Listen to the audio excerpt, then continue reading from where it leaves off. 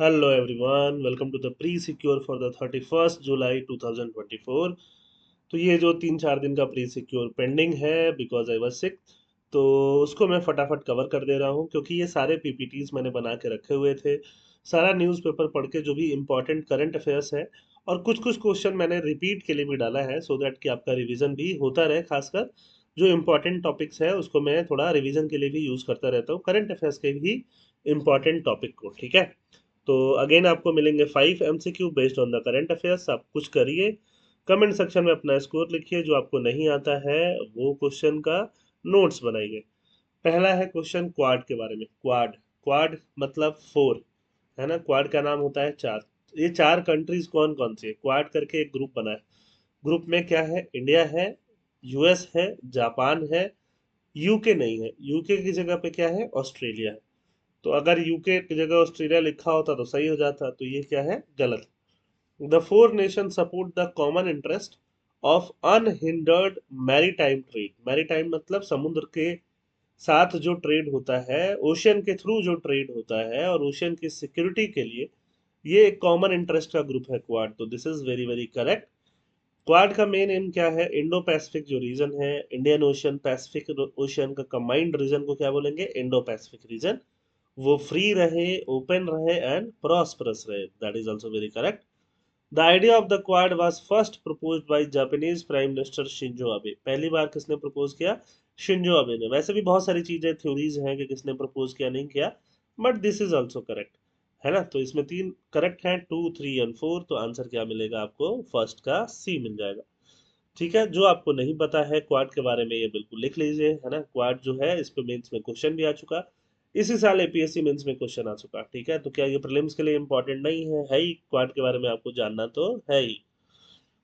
Second is very very important, क्विव।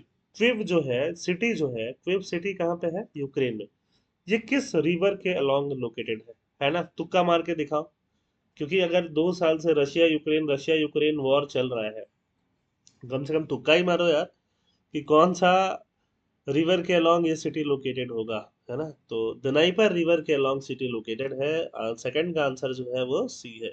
ये बेटा आपको पता होना चाहिए, that is very very important, क्योंकि यूक्रेन का जो इम्पोर्टेंट सिटी है वो क्या है? क्विव ही है। और ये आपको एकदम पता होना चाहिए, that can be asked for sure. इसके आसपास का जो भी ज्योग्राफी है, यहाँ तो मैंने थोड़ा इसको पूरा मैप ऐसा करके दिया है, थोड़ा मैप टिल्टेड आ रहा है, बट आप गूगल करो, क्विब सिटी देखो, इसके आसपास का पूरा यूक्रेन और रशिया के अराउंड का सारा ज्योग्राफी आपको पता होना चाहिए, जो कि प्रीलिम्स के लिए इंपॉर्टेंट रहेगा आगे आने वाले 1-2 साल के लिए भी।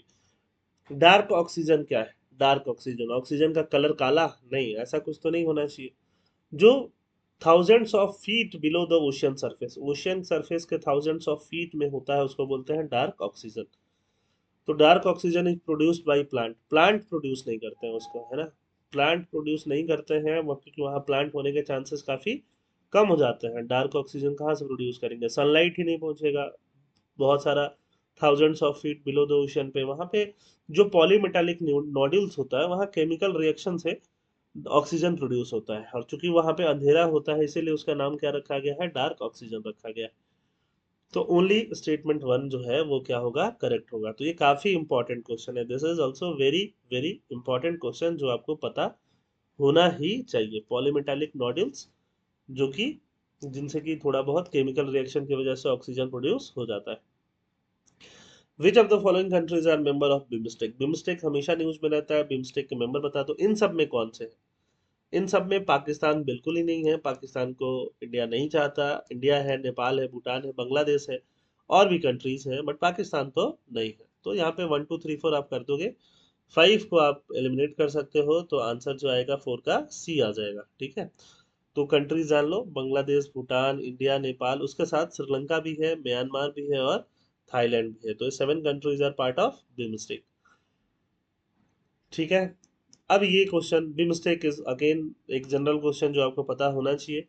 Last question for the day, genetic engineering appraisal committee. इसके बारे में भी मैंने आपसे मे भी क्वेश्चन दिया होगा पहले, बट वापस से जानते हैं। जेनेटिक इंजीनियरिंग, जेनेटिक जीन्स जो होता है, आरएनए डीएनए, उसको जब इंजीनियरिंग करते हैं, खासकर पेड़ पौधों का जीन्स जो होता है ना। कॉटन का जीन, बीटी कॉटन नाम सुना होगा आपने, या मस्टर्ड का जीन जो है, उसको उसको अप्रूव करने के लिए एक कमेटी बनाया गया है। वो कमेटी स्टैट्यूटरी है। स्टैट्यूटरी किसको बोलते हैं? जब पार्लियामेंट ने कोई लॉ पास करके कमेटी बनाया, या स्टेट की असेंबली, जैसे असम की असेंबली है, उसने लॉ पास करके कोई कमेटी बनाया, वैसे कमेटी को क्या बोलेंगे? Statutory committee. GEAC is a statutory committee constituted under the rules for the manufacture, use, import, export, storage of hazardous microorganisms, genetically engineered organism और sales, framed under the Environmental Protection Act, जो Environmental Protection Act के अंदर framed है। क्या ये सही है कि नहीं है बताइए? तो दिस इज करेक्ट, बिल्कुल करेक्ट। किस मिनिस्ट्री के अंदर काम करता है? MOEFCC। Clearance from GEAC is not mandatory for the environmental release of genetically modified GM crop. ये गलत है। कोई भी अगर क्लियरेंस चाहिए इन्वायरमेंटली, जो भी GM क्रॉप है, जेनेटिकली मॉडिफाइड, जिनका RNA DNA मॉडिफाई कर दिया गया, फॉर एग्जांपल इंडिया में कॉटन क्रॉप होता है, कॉटन में उसका जीन मॉडिफाई करके बनाया गया BT कॉटन। BT कॉटन खास बात यह है कि पेस्ट वगैरह कम लगता है उसमें। तो अगर ऐसा कुछ भी क्रॉप है तो उसका अप्रूवल लेना पड़ेगा, क्लियरेंस लेना पड़ेगा, उसी के लिए तो GEAC बना हुआ है, अदरवाइज क्यों बनता वो? क्या ही काम था उसका? आलू बेचने का थोड़ी था। फिफ्थ का आंसर क्या आएगा? ए आएगा, है ना। This is also very very important, क्योंकि बात चल रही है मस्टर्ड की, है ना, कि मस्टर्ड को लाइसेंस मिलना चाहिए कि नहीं मिलना चाहिए। अरे कॉटन का कपड़ा बनता है, कॉटन पहनोगे, मस्टर्ड खाओगे, खाओगे और वो भी जेनेटिकली मॉडिफाइड कुछ चीज खा लोगे, पता नहीं क्या होगा, है ना, कैंसर हो गया, क्या हो गया, कुछ नहीं पता है, जनरेशन तबाह हो सकता है। तो इट्स नॉट वेरी इजी, है ना। इसको डिटेल में मैंने वैसे ही DCA में कवर किया हुआ है, आप उसको भी देखिएगा। ठीक, चलिए, आई होप आपको समझ में आया होगा। कमेंट सेक्शन में अपना स्कोर लिखिए। और इसका PPT मतलब PDF कहाँ मिलेगा? वो मिलेगा टेलीग्राम चैनल पे, जिसका लिंक डिस्क्रिप्शन बॉक्स में। थैंक यू, जय हिंद।